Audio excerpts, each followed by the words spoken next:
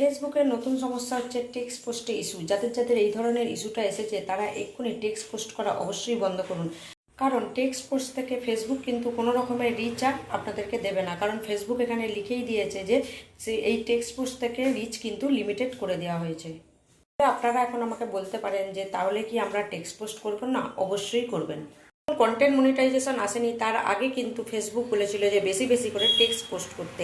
তো এখন সেই ফেসবুকে কিন্তু টেক্সট পোস্টের ওপর এই রকমের ইস্যু ধরাচ্ছে।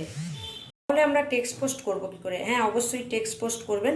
আমি বলে দিচ্ছি কিভাবে আপনারা টেক্সট পোস্ট করবেন। টেক্সট পোস্ট এইভাবে আপনারা লিখে নেবেন, নিয়ে একটা স্ক্রিনশট নিয়ে নেবেন। স্ক্রিনশট নিলে সেটা টেক্সট পোস্ট থাকছে না, সেটা কিন্তু ফটো আকারে আপনারা পোস্ট করছেন।